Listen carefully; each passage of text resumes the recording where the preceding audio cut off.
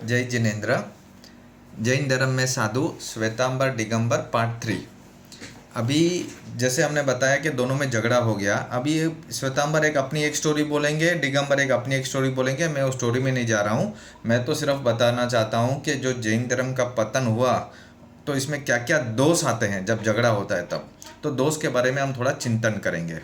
हालांकि मैं स्पष्ट कर दूं, दिगंबर के बारे में मुझे ज़्यादा कुछ नहीं मालूम है, लेकिन जो मेरा नॉलेज है और जो मैंने सुना है और जो रिसर्च किया है उसके आधार पे मैं आपको कुछ बताऊंगा कि दिगंबर में क्या क्या दोष आए हैं। ओके। सबसे पहले तो जैसे उन्होंने जिद पकड़ ली कि साधु कपड़े नहीं पहनते, कपड़े नहीं पहनते, कपड़े नहीं पहनते। अच्छा, तो फिर एक कोई विद्वान थे तो उन्होंने भी प्रश्न उठाया कि भाई तो फिर साध्वी का कैसे होएगा।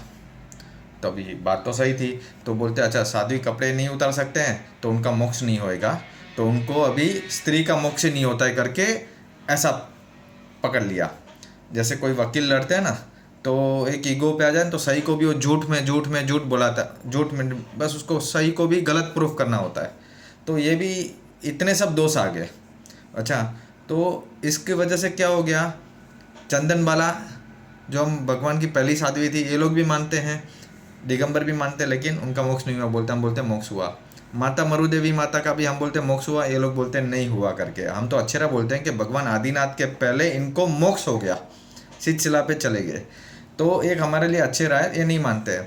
हम मल्लीनाथ भगवान को स्त्रीलिंग मानते हैं, लेकिन ये लोग नहीं मानते हैं। तो ये देखो ये सब दोष आते गए कि बस मैं सही ना, एक बस और कुछ नहीं, मैं सही तो ये सब कुछ गए। तो शास्त्र में है ना हमारे बहुत सारे आते हैं कि आप में ऐसे ऐसे ऐसे ऐसे गुण होने चाहिए, आप ऐसे ऐसे भवी जीव होने चाहिए, आपका शरीर भी वज्र ऋषभ वैसा होना चाहिए। तो ये सब कुछ आता है। ओके, बहुत सारे पॉइंट्स है तो ही आपका मोक्ष होता है। लेकिन शास्त्र में से कहीं पे भी नहीं आ रहा है कि स्त्री का मोक्ष नहीं हो सकता है, स्त्रीलिंग छेदना पड़ेगा। तो इन्होंने क्या कर दिया कि हम आगम ही नहीं मानते। तो मैं इसमें डाटा डिटेल नहीं बोलूँगा क्योंकि नॉर्मल पब्लिक ठीक से नहीं समझ पाएगी। बस मेरा इतना एक ही एक लॉजिक है कि अगर आगम नहीं मानते हैं तो एक समय सार जो ग्रंथ है, ओके, वो किस आधार पे मानते हैं, वही आधार अगर यहाँ पे लगा रहे तो वही आधार से ये भी नहीं मानना चाहिए। समय सार जी ग्रंथ बहुत अच्छा ग्रंथ है, मैंने पढ़ा नहीं है, पढ़ने की आशा रखता हूँ। एक निश्चय ने का बहुत बढ़िया ग्रंथ है। ओके, सभी को काम आता है, सभी साधुओं को सभी को पढ़ना चाहिए ग्रंथ। मेरी प्रार्थना है। तो ये लोग वो समय सार जी को कैसे मानते हैं, ओके, कुंड स्वामी को मानते हैं, कैसे मानते हैं। तो फिर जब यहाँ पे लॉजिक लगाते हैं तो यहाँ पे भी लॉजिक वही लगना चाहिए ना। तो एक जो समझदार होगी वो समझ जाएंगे। तो मेरा कहने का तात्पर्य यही है कि दोष आते गए। ये तो बड़े बड़े दोष दिखा रहा हूँ कि एक स्त्री वर्ग को, इतना बड़ा वर्ग है, उसको आपने कंप्लीटली मोक्ष से वंचित कर दिया, उनको आपने ब्रेन वॉश कर दिया। जैसे कोई टेररिस्ट को करता है ना, मैं बहुत गलत भाषा बोल रहा हूँ सॉरी, लेकिन जैसे कोई टेररिस्ट को गलत करता है ना, वो अपने आप को भी मरने की बस हो, लेकिन वो बस वही सोचता है। तो आज भी आप कोई लेडीज़ को पूछोगे ना दिगंबर की, तो वही बोलेगी कि नहीं मुझे तो स्त्रीलेज छेदना है।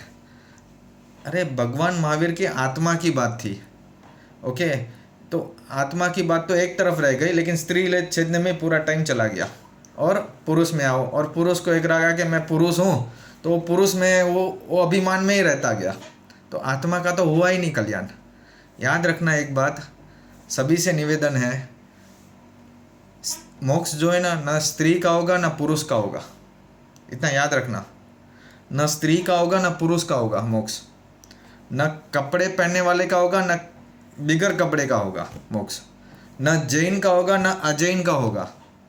मोक्ष तो उसी का होगा जो अपना आत्मा को देखेगा, खुद अपनी आत्मा का कल्याण करेगा। इतना याद रखना सब लोग। बस यही भगवान महावीर भी यही टीचिंग्स है कि आप अपने आप को जानो।